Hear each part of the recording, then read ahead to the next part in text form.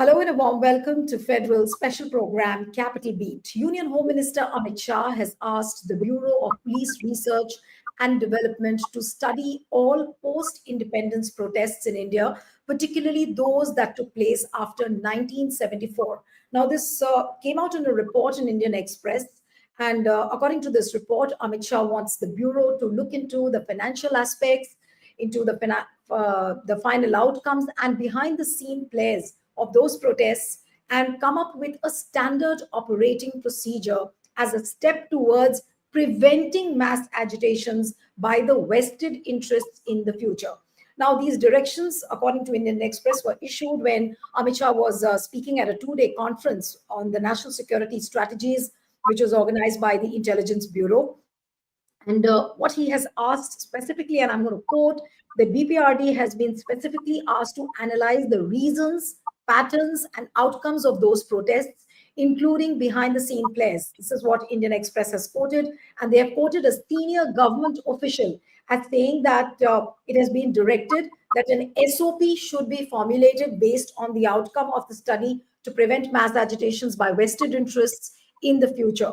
Now, BPRD, which works under the Union Home Ministry, is reportedly in the process of setting up a committee that will look into this. The team will coordinate with the state police departments for all the old case files, including the reports of their crime investigation departments. What also the Indian Express has reported is that BPRD will be roping in financial investigating agencies like the Enforcement Directorate, Financial Intelligence Unit of India, and Central Board of Direct Taxes to investigate the financial aspects of the protests. But the big question on this particular direction is that already the police, when it handles agitations, it already knows who the players are, from where the money is coming in. The police already does all of this research. So what is the logic behind doing such an exhaustive research, and especially on protests which have happened post 1974? Joining me this evening is former Security Intelligence and IPS officer, Mr. Yashovardhan Azad. So thank you so much for joining. And my first question to you is that as a policeman, how do you look at this exercise of conducting research in all the mass agitations which have happened post 1974? Well, I really can't make out what exactly is the intention for this. But as you have already mentioned in your opening lines, that apparently the effort is to prevent agitations of this kind by developing a standard SOP. Now, I find that very, very difficult as to how an SOP can be created for preventing an agitation, because every agitation is a different kind, and the routine work is that all the agencies pitch in, the intelligence finds out as to what is the agitation, what is the size, what is the intention, what is its actual intention, what are the demands, who are the main people, are there vested interests involved, where is the money coming from, etc., etc.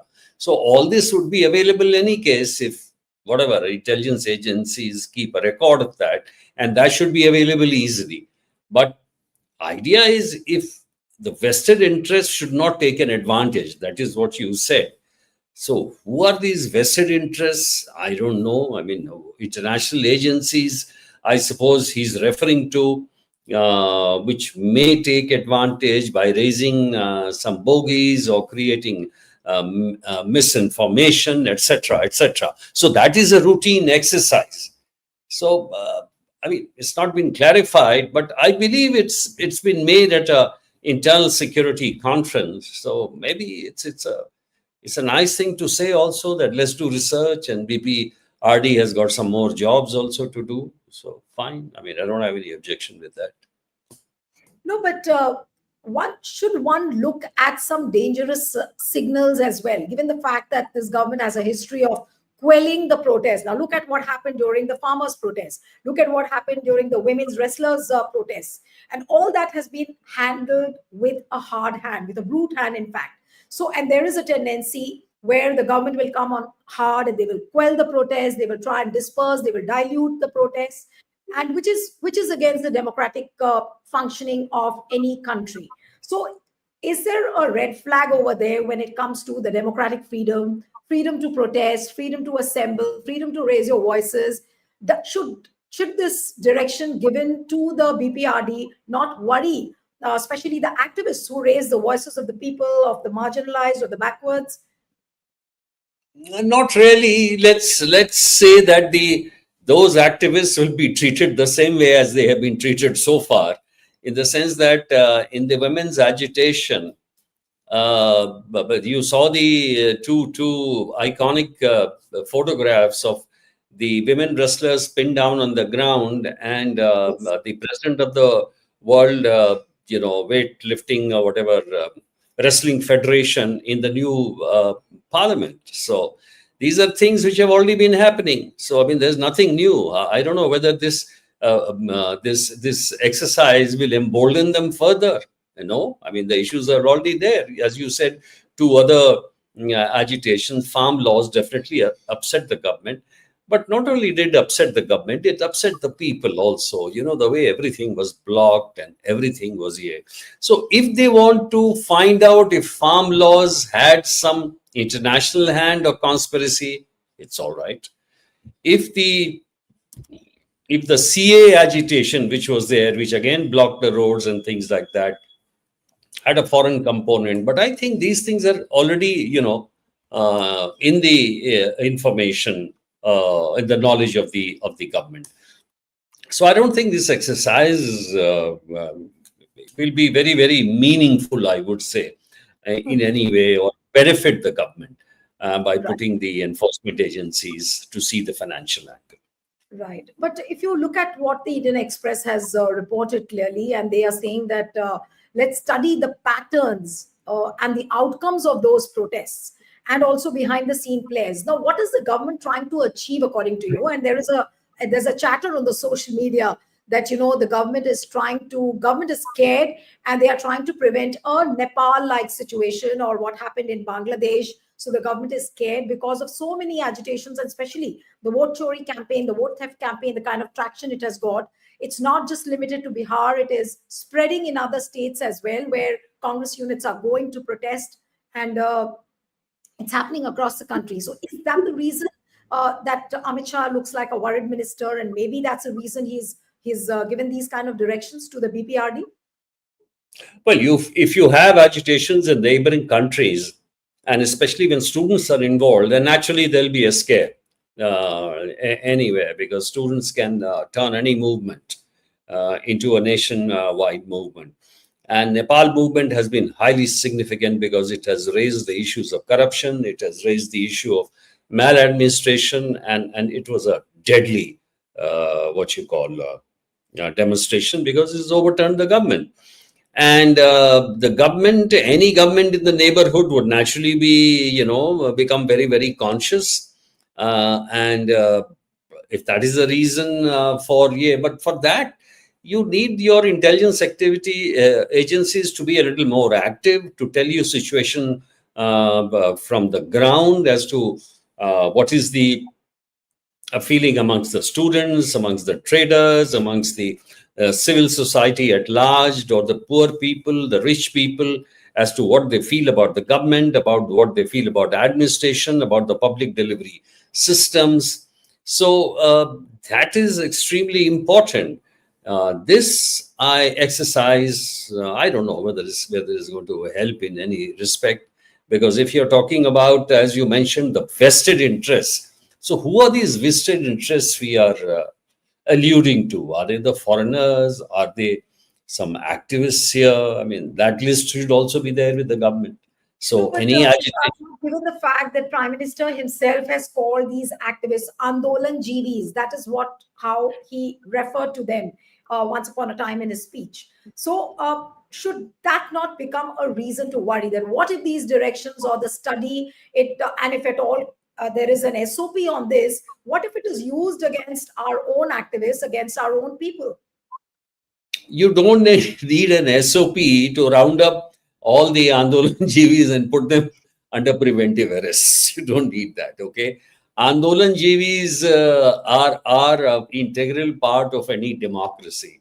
And I don't think they should be just bundled up and put in jail before any agitation. That used to be there during British times, but now is not the time that you can do it.